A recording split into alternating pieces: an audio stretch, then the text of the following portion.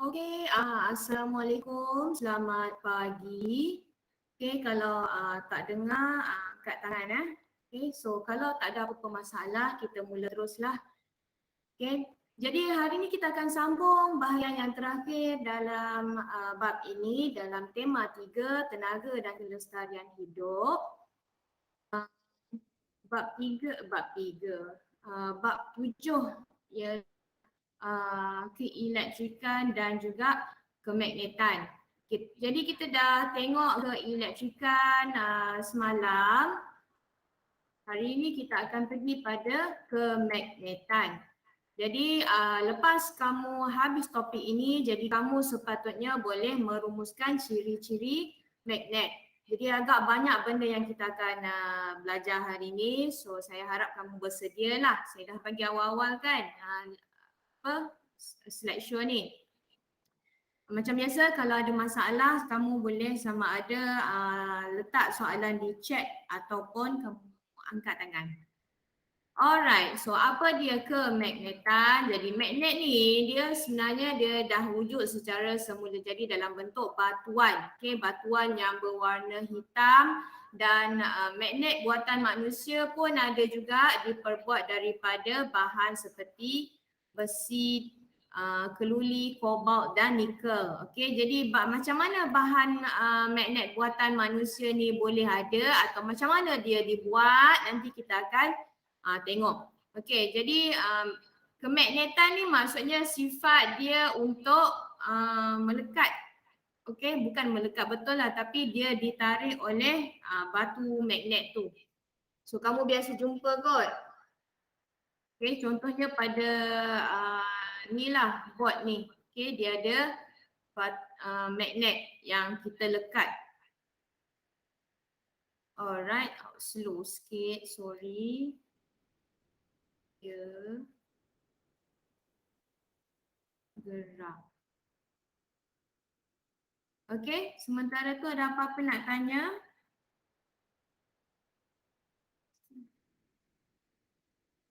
Sekejap hang sekejap. Okey.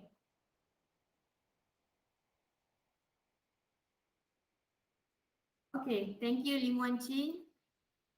Alright, jadi apa dia sifat-sifat magnet? Sifat-sifat magnet ialah dia boleh menarik bahan magnet. Bahan magnet ni macam kita dah ceritakan hari tu, bukan semua logam bersifat bahan magnet ataupun boleh ditarik oleh magnet.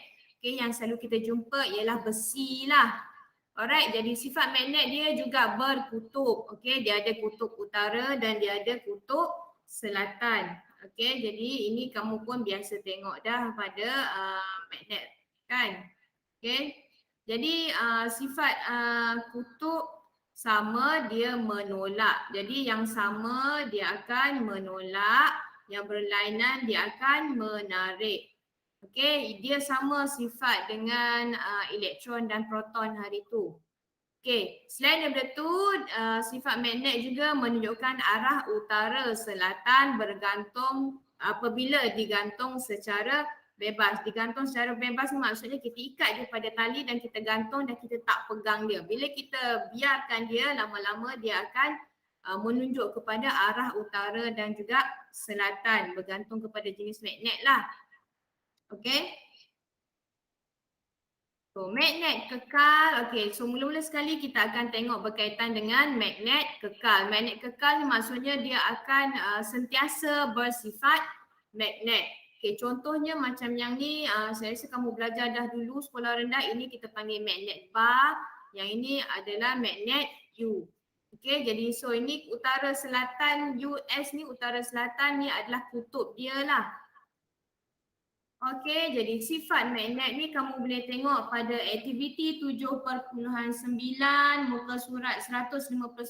So kalau sekolah buka nanti kita akan buat semua eksperimen ni.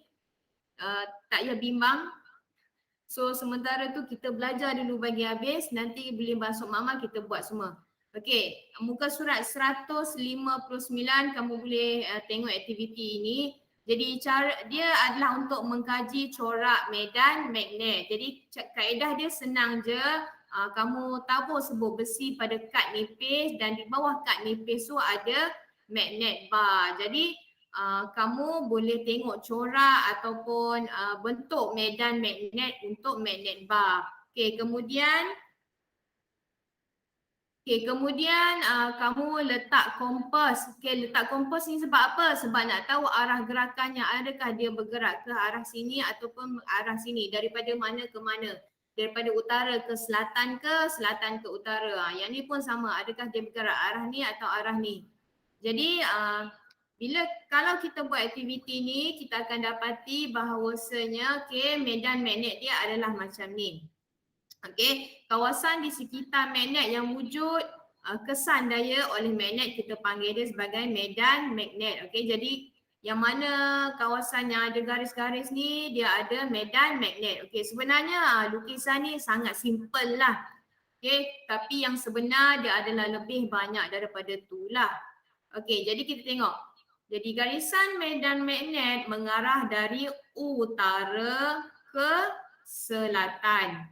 Okey, maksudnya dia pergi daripada sini pergi ke sini. So ini pun sama sebenarnya, dia bukan keluar terus ke lain, tapi dia sebenarnya bila dia keluar, dia sebenarnya ada lagi dan dia terus masuk ke sini daripada utara pergi selatan. Itu kena ingat ah. Okey, kemudian garisan medan magnet ni dia lebih rapat apabila dia dekat dengan medan magnet.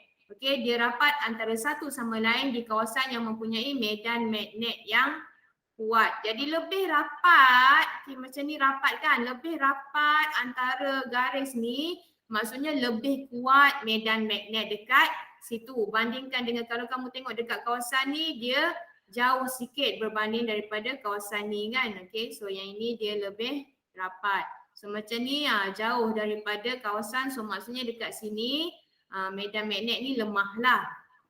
Okey, so garisan magnet dia tidak akan bertemu atau bersilang. Dia tidak akan bertemu atau bersilang. So dia tak bertindih ni. Kalau kamu lukis betul-betul garis ini dia tidak bertindih. Okey. So kita tengok medan magnet yang berbeza untuk magnet yang berbeza dalam keadaan yang berbeza. Okey, so yang ini kalau kita dekatkan dua medan magnet yang sama, macam tadi kita dah cerita, kalau medan magnet yang sama dia akan menolak. Okey, sebab apa dia menolak? Kalau kamu pernah buat, kalau kamu pernah main magnet tu, kalau kamu dekatkan dia tapi dia macam kamu rasa tolakkan tu kan?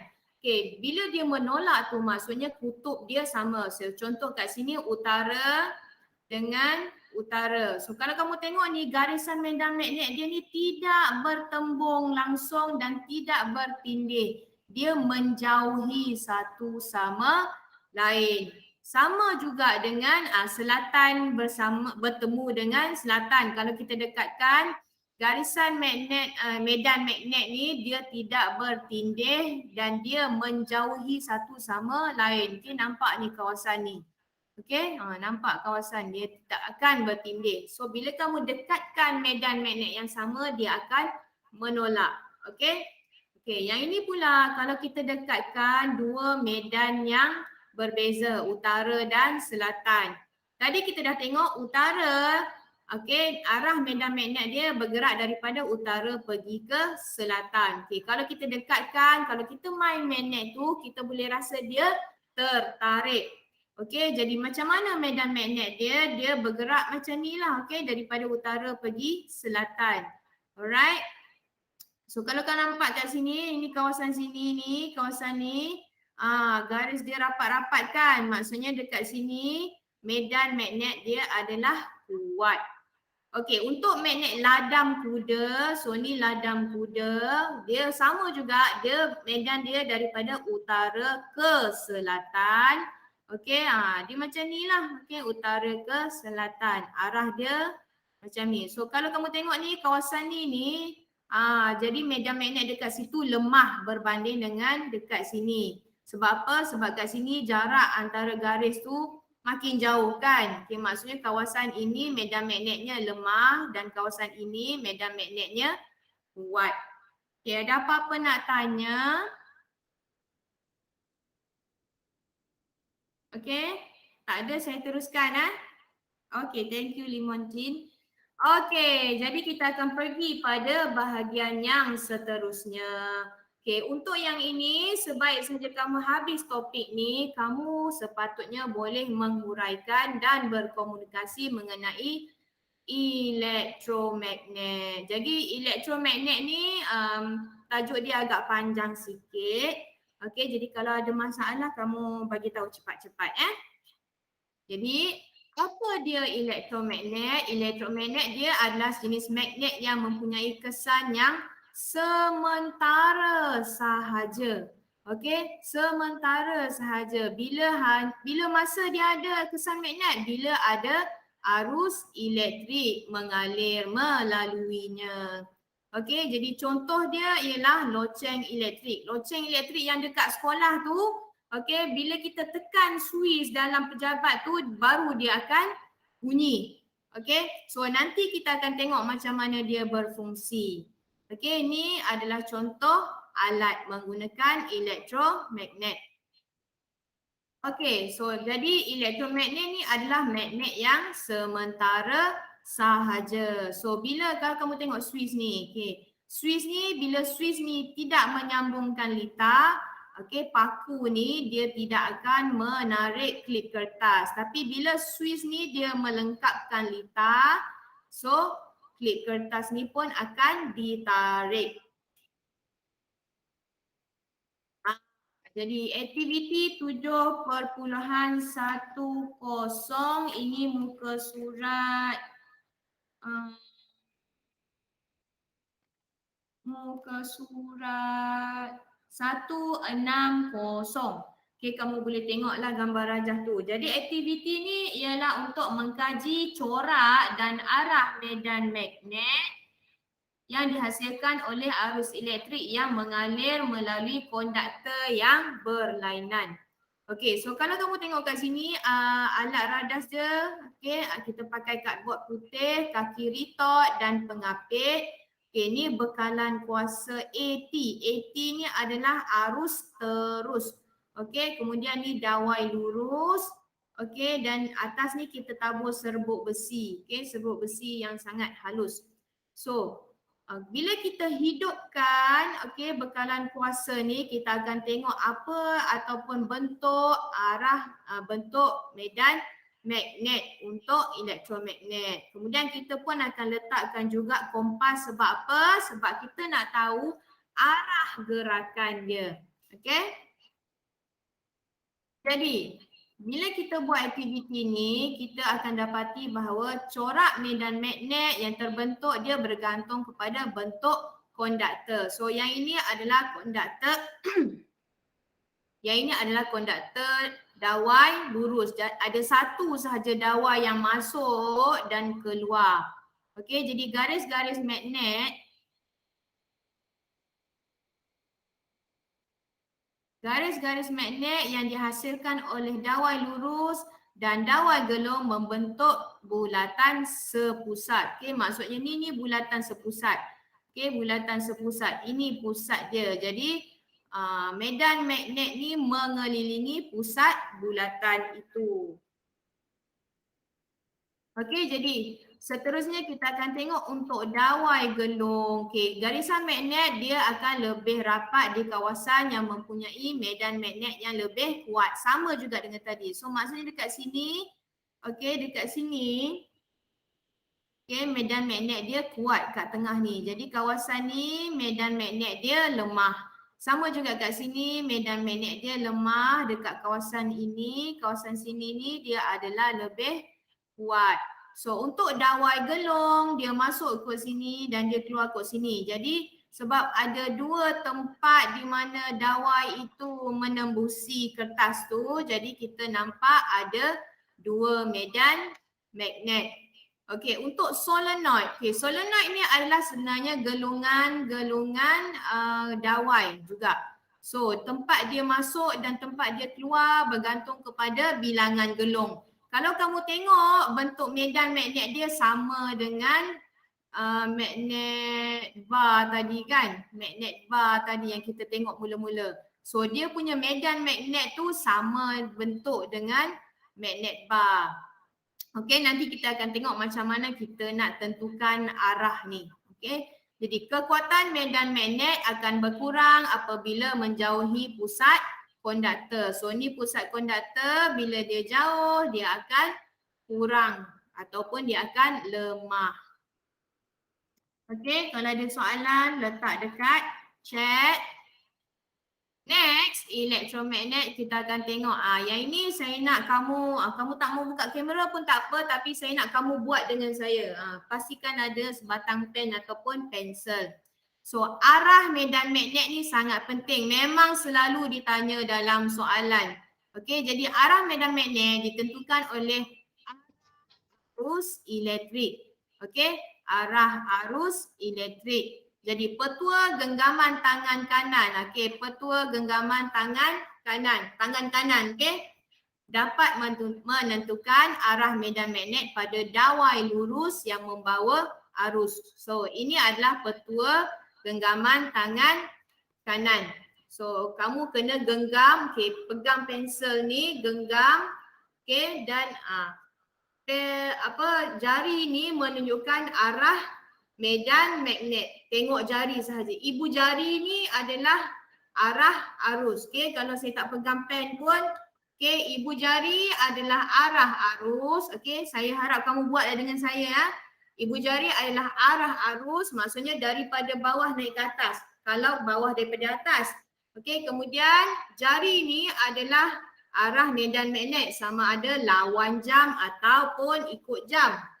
Okey, lawan jam tu maksudnya apa? Ni kamu jam dekat rumah kan? 12.6. Ni. So kalau arah jam maksudnya daripada sini kanan ke kiri. So ini adalah ikut arah jam. Okey, kalau lawan jam maksudnya kiri ke kanan. Ini adalah lawan arah jam. So, kalau ke atas maksudnya dia adalah lawan jam. Tengok jari kamu. Okey, tengok jari kamu. So, kita tengok. Pertama, hulurkan tangan kanan anda. Okey, buat dengan saya nak. So, anggaplah ni wayar. Okey, kemudian tutup genggaman seolah-olah menggenggam wayar dengan ibu jari menghala ke arah aliran arus. Okey, untuk yang ini arah aliran arus adalah ke atas, naik. So sebab tu ibu jari ke atas. Okey, kemudian jari yang digenggam menunjukkan arah medan magnet. So kalau kamu tengok jari kamu tu, adakah dia ikut jam atau lawan jam? So kalau naik, dia adalah lawan jam. Okey, saya bagi tahu dah tadi, sini ke sini adalah lawan jam. Jadi kalau arus daripada bawah naik ke atas, lawan jam. Kalau dia turun ke bawah, dia adalah ikut jam. So kita tengok Okey, kita tengok pada gegelung wayar. Okey, so kalau gegelung wayar ni, kamu tengok dekat sini. So, tenaga ataupun arus elektrik dia bergerak daripada positif pergi ke negatif. So dia punya arah daripada bawah ni untuk gegelung yang ni daripada bawah ni naik ke atas. Jadi ibu jari kamu akan automatik ke atas. Pakai tangan kanan So bila naik ke atas, dia punya arah ni, kalau kamu tengok ni, arah ni dia adalah lawan jam. Okey, so arah lawan jam. Okey. Saya harap kamu buat ni dengan saya ni. Okey, Wan Chin, tak ada masalah. Kelvin? Kelvin ada ke tak ada tu? Ada. Okey, good. So now, bila kita pergi pada gegelung kedua, tadi arus dah naik, sekarang dia nak turun, dia nak pergi ke sini. So bila dia turun, okey, pergerakan dia, arah arus dia turun ke bawah. So ibu jari akan ke bawah. Bila ibu jari ke bawah ni, kamu tengok, kamu nampak saya kan dekat kamera tu? Okey, ibu jari ke bawah, maksudnya sekarang ni jari kamu adalah ikut jam. Okey. So belah sini dia adalah ikut arah jam. Okay, so bila dia turun dia akan ikut arah jam. Jadi kamu boleh lukis dengan mudah lah. Okay, pastikan bila lukis tu garis ni, garis medan ini tidak bertindih. Tidak boleh bertindih ataupun bersentuh lah. Okay, maafkan tulisan saya yang cantik tu. Alright, so jadi kalau nak kena lukis keseluruhan medan magnet dia macam ni lah. Okay, ni anak panah dia. Okay, ini anak panah dia kena lukis. Ni anak panah ni warna biru ni anak panah dan bulatan-bulatan ni bila makin dekat ke sini dia akan makin rapat. Makin dekat dengan pusat dia akan rapat. Bila rapat maksudnya medan magnet kuat. Okey, yang ni jauh daripada pusat ni pun jauh daripada pusat. Dia medan magnet lemah. Alright. Next, kita akan tengok sikit solenoid. Okey, solenoid saya dah bagi tahu tadi dia adalah sebenarnya adalah gelungan wayar. Okey. Kekutupan solenoid ditentukan dengan memerhatikan arah aliran arus. Arus yang mengalir ikut lawan jam utara. Okey, yang mengalir ikut arah jam adalah selatan. Okey, so tengok sini. Okey, ingat balik ni. Okey, ini lawan jam. Okey, so ini ikut jam kalau kamu lupalah. Alright.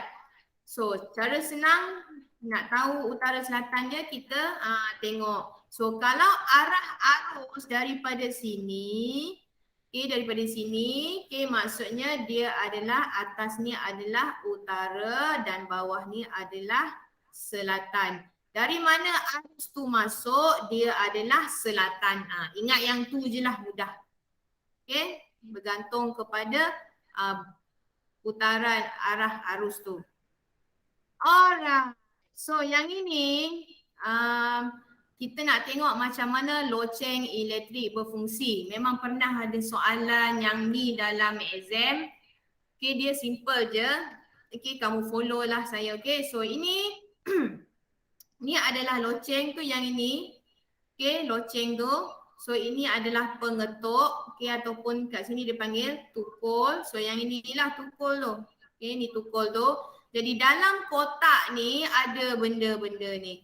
Okay, yang ni dia besarkanlah untuk awak mudah tengok. Jadi dia ada teras besi lembut, ada kok besi lembut, ada bateri ataupun sumber tenaga. Kalau pakai direct elektrik lah. Okay, ni switch. Okay, switch on off. Okay, ni sini spring. Okay, kawasan ni spring. Ini sesentuh. Okay, ini anchor besi lembut. So, besi ni dia boleh lentur. Sebab tu dia adalah besi lembut. Apa hilang huruf L ni? Besi lembut. Okay. So, dia ni boleh lentur. Okay, bila dia besi, dia boleh ditarik oleh medan magnet. So ingat yang tu. Okay. Bila switch ni on ataupun ditekan ataupun switch ni melengkapkan litar, okay. So akan ada arus elektrik. Okay, arus elektrik ni dia akan menyebabkan, so ini adalah solenoid lah. Okay, bila solenoid ni dia mengalirkan arus elektrik, dia ada medan magnet. So medan magnet maksudnya besi yang ini ni, besi teras lembut ni, dia akan ada medan magnet. Jadi yang ini ni dia akan tertarik ke medan magnet tu. Jadi bila dia tertarik dan bergerak, pengetuk ni dia akan ketuk loceng tu. Bila dia ketuk tu sekali dia akan bunyi ting. Okay. So, kalau kamu ingat balik loceng dekat sekolah kamu bukan bunyi sekali, bunyi banyak kali. Ting ting ting ting ting ting ting kan? Okay, so maksudnya kat sini, okay, arus ni ada bila dia tarik kat sini ni kawasan ni akan terputus aliran elektrik. Bila terputus, besi ni akan tertarik kembali ke tepi, ke sini. Okey, balik tempat asal. Okey, bila terputus, okey, kalau kamu nampak kat sini, okey, pada waktu ni litar ni lengkap. Okey, bila dia bergerak dan tertarik ke sini, litar tu akan terputus. Bila litar terputus, okey, bila litar terputus, okey, elektrik tak ada. Bila elektrik tak ada, hilanglah. Okey, tenaga elektromagnet tu hilang, jadi dia akan kembali ke asal. Okey, dia akan kembali ke asal tempat dia. So bila dia kembali ke asal, litar tu lengkap kembali. Bila litar tu lengkap kembali, proses ni akan berulang seterusnya. Sebab tu bunyi ting tu kamu boleh dengar banyak kali. Okey, jadi dalam masa 1 saat banyak, beratus, mungkin berpuluh-puluh kali. Okey? Alright. So ini yang ini sebenarnya ni adalah eksperimen 7.2 muka surat 161. Jadi ini adalah eksperimen wajib yang kamu kena buat dan kamu kena hantar laporan amali. Tapi hari ni kita tak akan bincang lagi yang ini. Saya akan bincang dalam kelas seterusnya. Okey, saya ada video yang nanti saya akan tunjuk dekat kamu, video yang saya buat dengan pelajar saya tahun lepas. Alright, tapi eksperimen ni dia adalah tujuannya untuk mengkaji faktor yang mempengaruhi kekuatan medan magnet. So kita akan buat inilah. Okay. Nanti kalau kamu dah boleh kembali ke sekolah, kita akan buat. Okay, saya akan buat semua eksperimen ni kalau kita boleh masuk makmal. Okay, jadi jangan bimbang. Cuma nak bagi tahu siap-siap, laporan amali wajib tulis. Okay, prosedur wajib tulis dalam bentuk ayat aktif. Saya dah ajar hari tu kan? Okay, next. Kita akan pergi pada bahagian yang terakhir, iaitu aplikasi. Okay, aplikasi ni maksudnya kegunaan dia dalam kehidupan harian. Kat mana kita jumpa ni?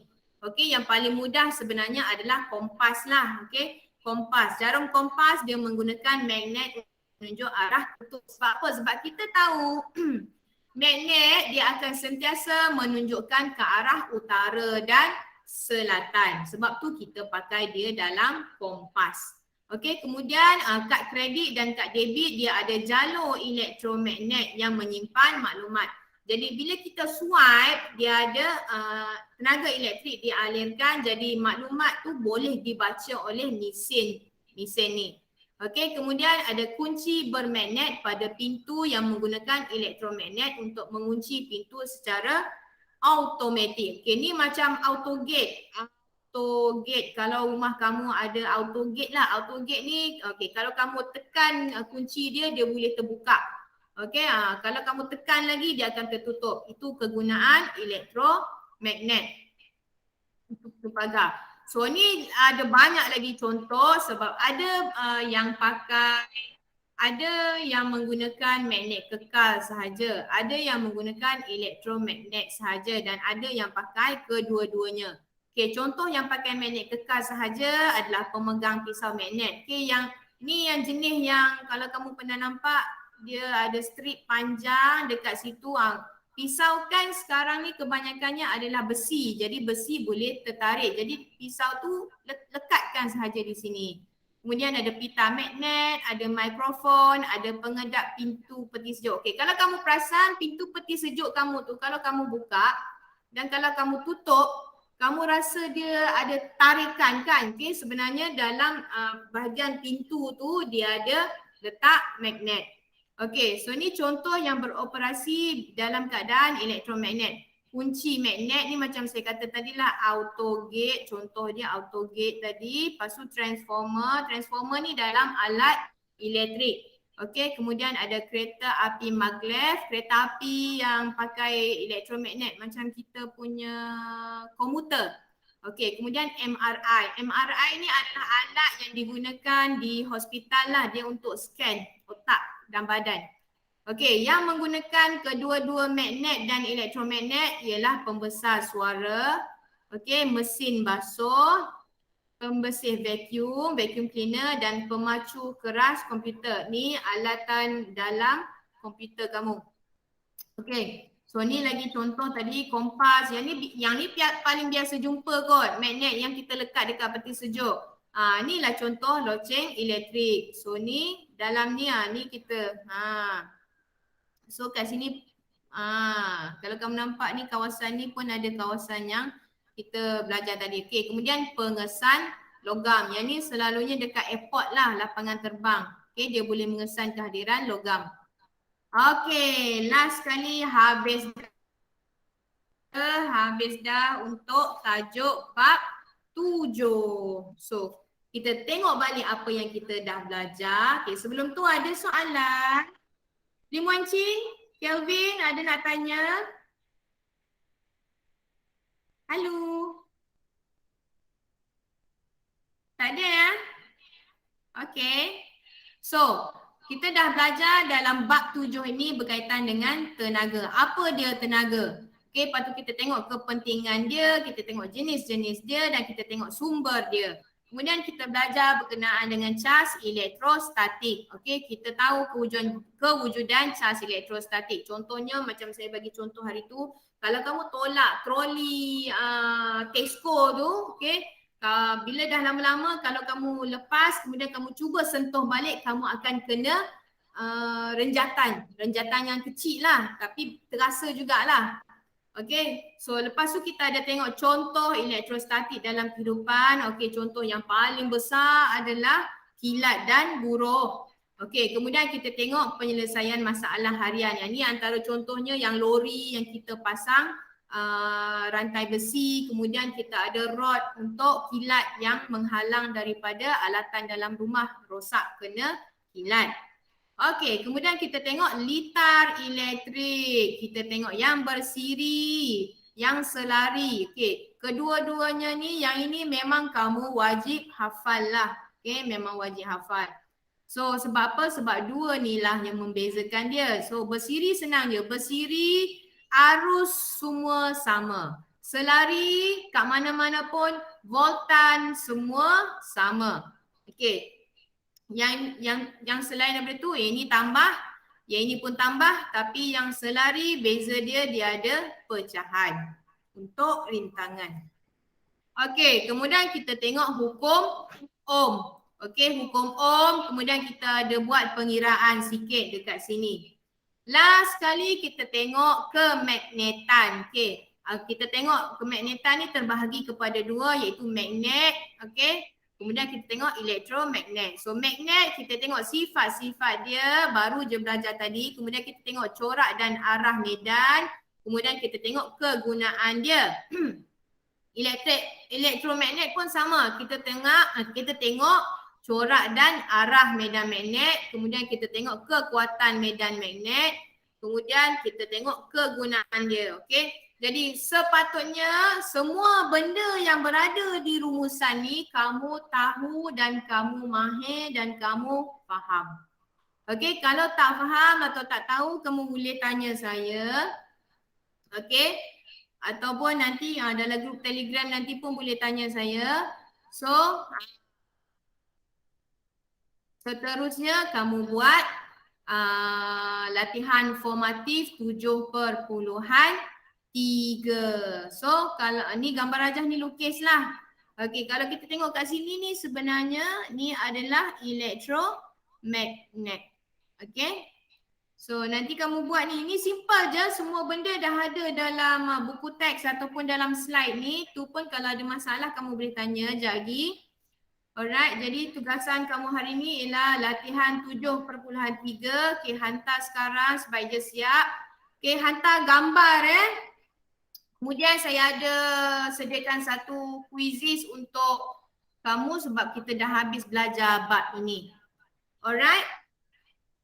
Ada apa-apa masalah? Okay, ada apa-apa masalah? Lim Wan Chin, Kelvin, okay. Okey, buat latihan Okey.